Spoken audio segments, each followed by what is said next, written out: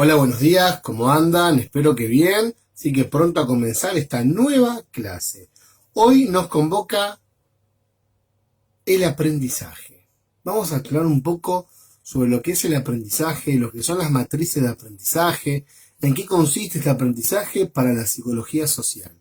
Porque es lo mismo el aprendizaje de manera vulgar que el aprendizaje para nosotros. Cuando hablamos de aprendizaje, tenemos que saber bien de qué estamos hablando. ¿Por qué? Porque es una palabra que se la suele usar muchas veces como sinónimos de otros. Como por ejemplo de instrucción. Como que aprendizaje e instrucción fueran lo mismo. Y sin embargo, la instrucción y el aprendizaje son dos palabras totalmente distintas. ¿Por qué? Porque cuando hablamos de instrucción, hablamos de instruir. Instruir viene del latín instructio, que quiere decir adoctrinar. Si uno va al diccionario de la Real Academia Española, va a encontrar, ¿sí?, como definición de instrucción, algo así como que la idea de instrucción alude a un cierto entrenamiento, alude a la incorporación de una mecánica, donde importan los datos y la memoria. En cambio, el aprendizaje, a diferencia de la instrucción, aprendizaje deriva de aprendiz y aprendiz de aprendibus, del latín. ¿Sí? Es decir, aprendibus es una palabra, además latina, que está compuesta por dos voces, ap o a, que significa hacia, prendere, prendibus viene de prendere, que quiere decir percibir. Etimológicamente hablando, así como instrucción quería decir adoctrinar, aprendizaje etimológicamente hablando quiere decir hacia la percepción, es decir, una mirada más abarcadora que el término anterior. ¿Por qué más abarcadora? Porque nos conecta con estructuras de pensamiento, con la construcción de una visión totalmente totalizadora. Cuando hablamos de aprendizaje tenemos que tener presentes que existen varias teorías del aprendizaje. Una de estas teorías es la teoría del ensayo y el error.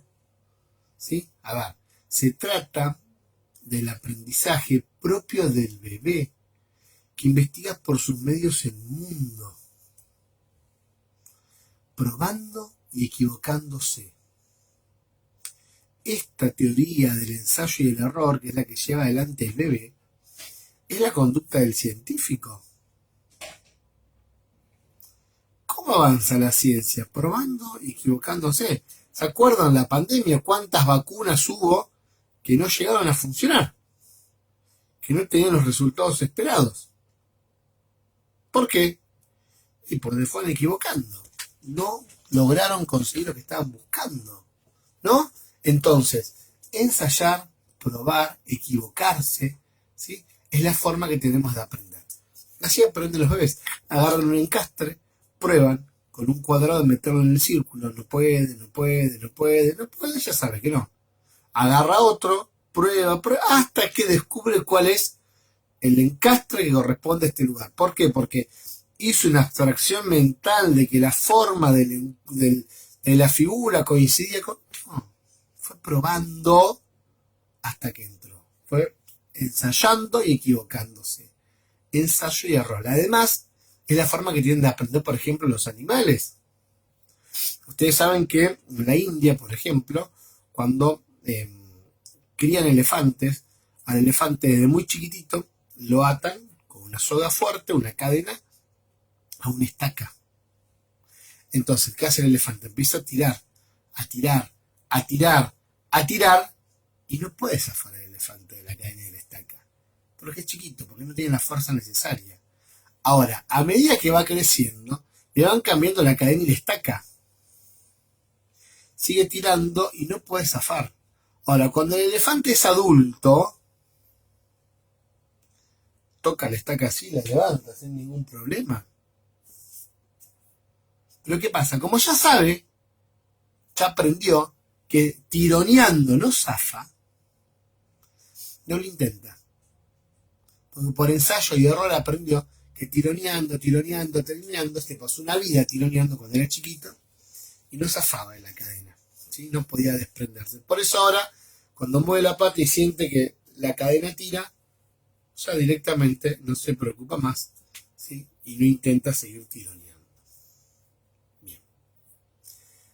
Ensayo y error. Otra teoría es la asociacionista. Esta teoría, la de la asociación, la asociacionista, está ligada a la capacidad de memoria que él tiene el ser humano, ¿sí? Está relacionado con el concepto de instrucción, ¿sí?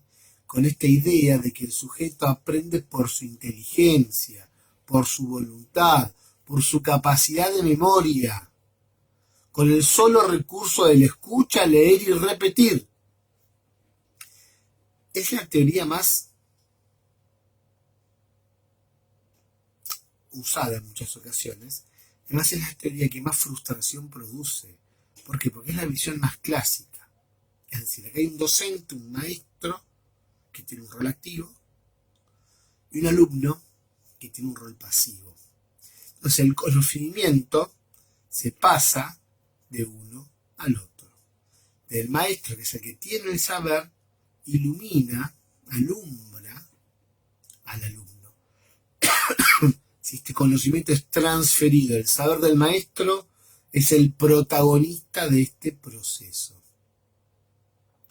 En esta entonces teoría asociacionista. Después está la teoría constructivista, que es de Jean Piaget. Acá esta teoría es más o menos como un mix de las dos anteriores. Acá las personas que aprenden construyen y reconstruyen sus conocimientos. Los chicos, las personas que estén aprendiendo, hacen la experiencia, viven la experiencia, y los docentes guían, dan pistas, acompañan.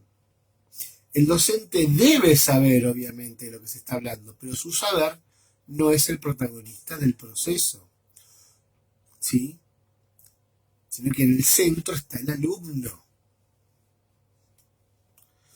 Todas estas teorías que acabamos de ver, dan cuenta del proceso de aprender desde la fase intelectual, ¿sí?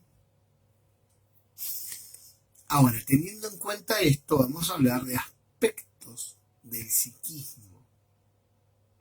Según Sigmund Freud, ¿sí?, desde el psicoanálisis, o Jean Piaget, desde la psicología genética, existen dos aspectos del psiquismo que entran en juego al momento de aprender.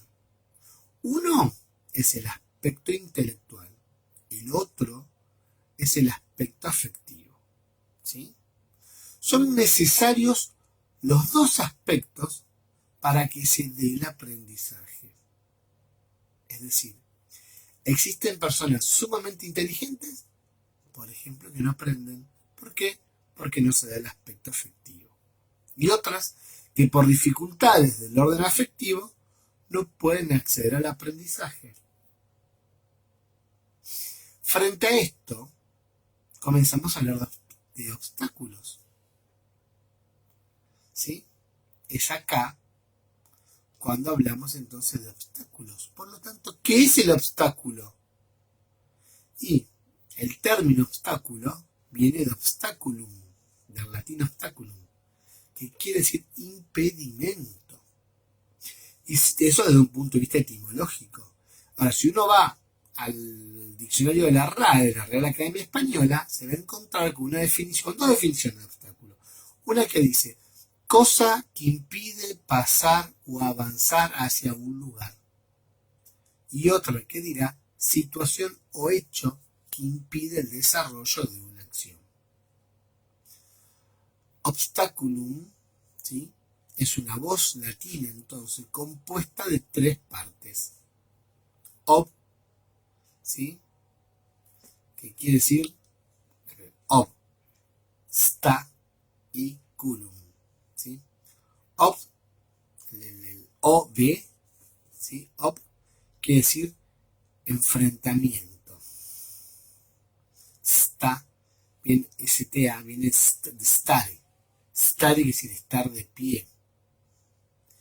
Y la terminación ulum es un valor instrumental. Quiere decir que es algo. Por lo tanto, cuando hablamos de obstáculo etimológicamente, hablamos de estar de pie, frente, enfrentando un algo. Cuando yo estoy de pie frente a lo que me imposibilita el acceso, entonces hablamos de un obstáculo. ¿Sí? Y podemos hablar de dos tipos de obstáculos. Un obstáculo, ¿sí?, que vamos a llamar epistemológico, y otro que vamos a llamar epistemofílico. Cuando hablamos de un obstáculo epistemológico, hablamos de ese obstáculo, ¿sí? ¿Qué quiere decir epistemológico antes o epistemofílico? Episteme quiere decir conocimiento, ¿sí? Lógico viene de logos, que quiere decir científico. Por lo tanto, epistemológico es un obstáculo que tiene un origen científico, que tiene con el conocimiento intelectual, con el conocimiento teórico. ¿Sí?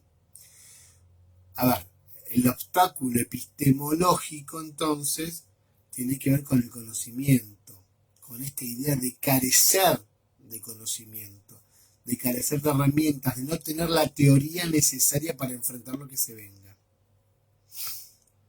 ¿Sí? En cambio, el obstáculo epistemofílico, episteme dijimos que quiere decir conocimiento, fílico viene de filius, filius quiere decir hijo, relativo al amor en latín. Por lo tanto, es un obstáculo que viene del sentir. Es un rechazo inconsciente, es un impedimento asociado al sentir, a nuestras emociones. Cuando nos enfrentamos a un examen y nos hacen una pregunta y nunca la estudiamos, es un obstáculo epistemológico, falta conocimiento. O si lo estudié por encima y no lo puedo explicar, es un obstáculo epistemológico. Carezco del conocimiento, de la teoría necesaria para poder encarar esta pregunta que me están haciendo. En cambio, si estoy sumamente nervioso y tengo mucho miedo al momento de tener que rendir y me hacen una pregunta y no la puedo recordar por el susto que tengo, es un obstáculo epistemofílico. Está asociado al sentir. ¿Sí? Algo que no podemos perder de vista, ¿sí?, cuando hablamos de aprendizaje, es que el aprendizaje para la psicología social es ese proceso en el cual el sujeto incorpora información, aprende información, ¿sí? Esa información, ¿sí?, la internaliza, la pasa a su mundo interno. Y una vez que esa, ¿sí?, información aprendida y convertida o trasladada al mundo interno, la hacemos propia, comenzamos a modificarnos. Comienza a actuar eso en nosotros. Eso que hemos aprendido comienza a actuar en nosotros. Y una vez que nosotros nos modificamos, comenzamos a ser agentes replicadores. Comenzamos a modificar el entorno. Y es ahí que cuando comenzamos a modificar el entorno, entonces nos convertimos en agentes de cambio. Que eso es un psicólogo social. Pero para cambiar el mundo, para cambiar el otro, para cambiar el grupo o los grupos, primero tengo que cambiar yo. El cambio empieza por uno. ¿Sí? El aprendizaje es un movimiento de exploración. Es una apropiación de lo real que se va a terminar fundamentando en las necesidades que el sujeto tenga. A ver, el aprendizaje humano está relacionado indudablemente con la educación y el desarrollo personal. Ahora, cuando hablamos de matrices de aprendizaje, hacemos referencia a una autora. Hacemos referencia a Ana Quiroga. ¿Quién es Ana Quiroga? Es la esposa, la segunda esposa de Enrique Pichon Rivière, autor que ya hemos mencionado y desarrollado conceptos de él. Cuando hablamos de matrices de aprendizaje, entonces, vamos a hablar de una modalidad. Mejor dicho, vamos a hablar de la modalidad con la que cada sujeto organiza y simplifica el universo de su experiencia y conocimiento. ¿Sí? Vuelvo a explicar esto. Cuando hablamos de matrices de aprendizaje, hablamos de una modalidad. Mejor dicho, hablamos de la modalidad con la que cada sujeto organiza y simplifica el universo de su experiencia y de su propio conocimiento. A ver, tratemos de explicar un poco cómo la autora llega a esa definición. Ana Quiroga comienza hablando, ¿sí?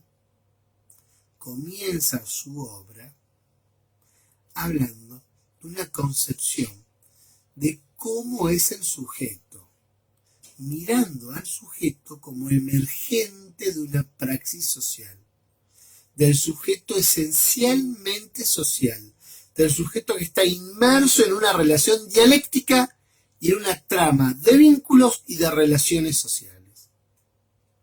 Ana Quiroga parte entonces de ahí, de ese sujeto inmerso en un mundo social.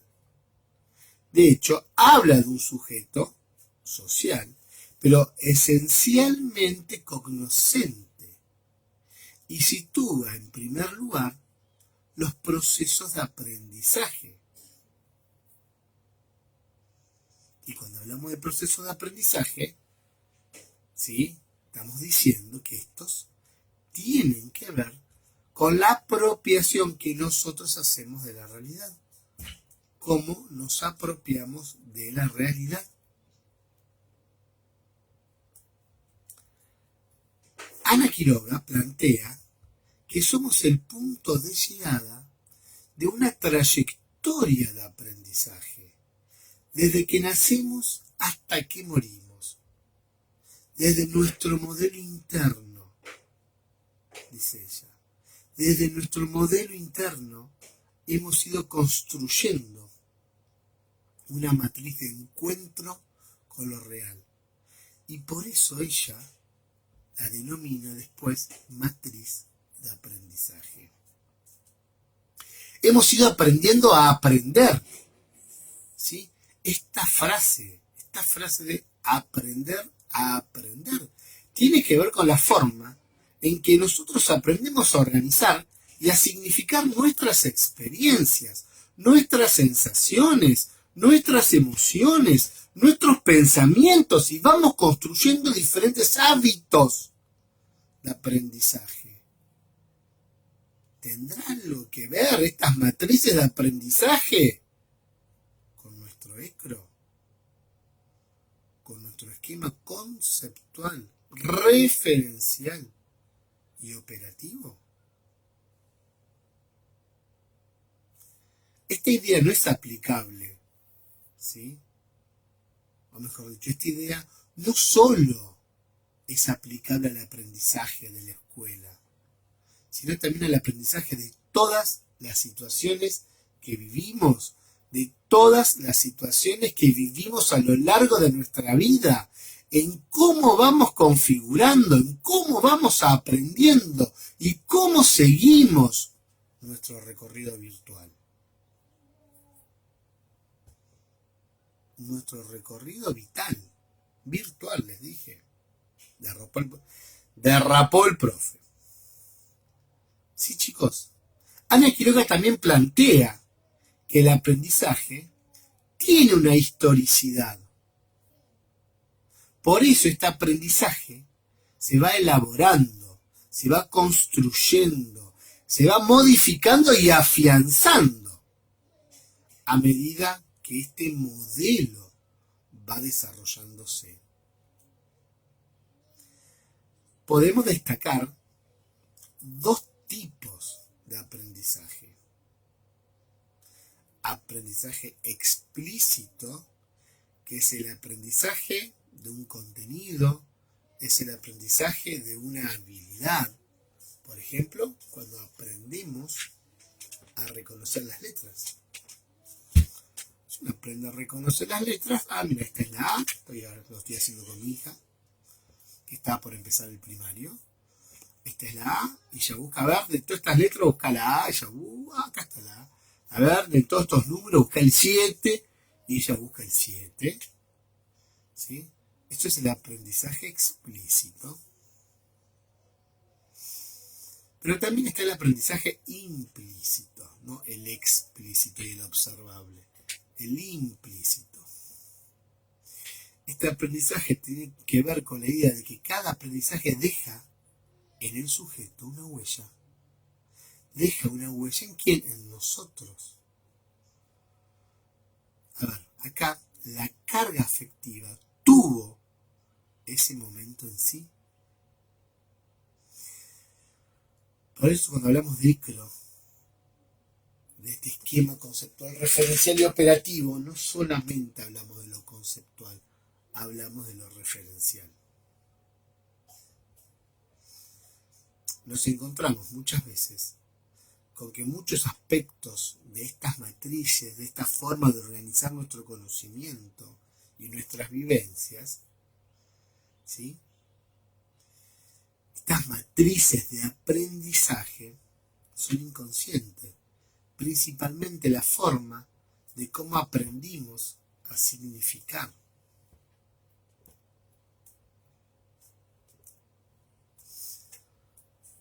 La matriz de aprendizaje, entonces, vamos cerrando un poco, es la modalidad con la que cada sujeto organiza, dijimos, simplifica y significa el universo de su experiencia.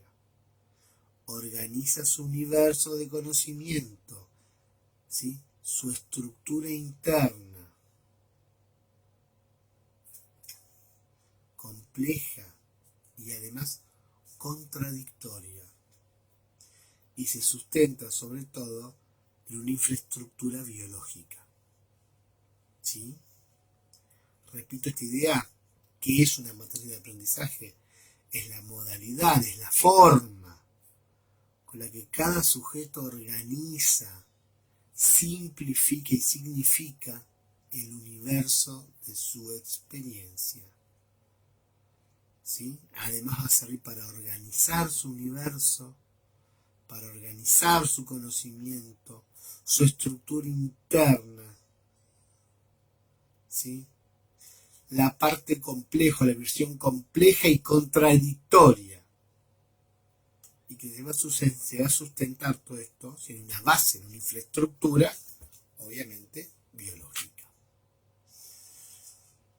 Como hemos visto, cuando hablamos de matriz de aprendizaje, no solo hablamos de aspectos conceptuales, sino también de aspectos afectivos, emocionales, y sobre todo hablamos de esquemas de acción. Claro, estas matrices también se enfrentan o contienen nuestros obstáculos. Ya hablamos de esto, ¿sí? Este obstáculo epistemológico y este obstáculo epistemofílico. No solamente contiene nuestros obstáculos, sino también contiene nuestra potencialidad. A medida que el sujeto va creciendo, puede ir siendo autor de sus propias elecciones. El proceso de elección es un aprendizaje que se va construyendo en diversas etapas de la vida. Y cada elección es una matriz que opera condicionando nuevas elecciones y que a su vez se va construyendo con cada una de ellas. ¿Cuáles son las características de estas matrices de aprendizaje? No son cerradas, no son explícitas, son abiertas a ser modificadas, son personales, no hay dos matrices exactamente igual, son complejas y contradictorias y además están multideterminadas. ¿Sí? Bien.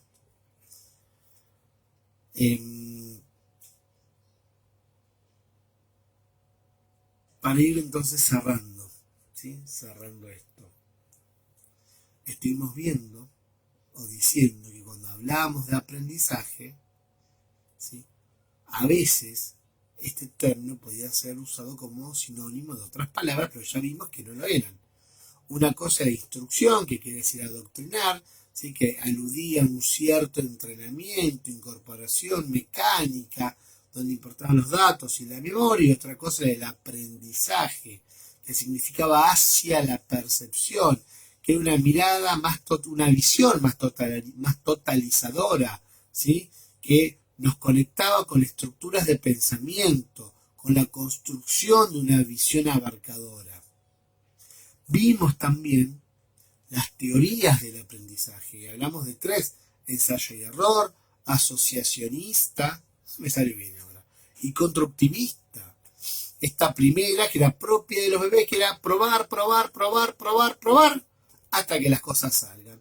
La segunda, que era esta asociacionista, que tenía que ver más con la capacidad de memoria, estaba más vinculada a la instrucción, ¿sí? Más vinculada a la idea tradicional de aprendizaje, donde el docente es el protagonista, tiene un rol activo, y el alumno un rol pasivo, es la persona a iluminar, ¿sí? Y acá el saber del docente es el protagonista de este proceso.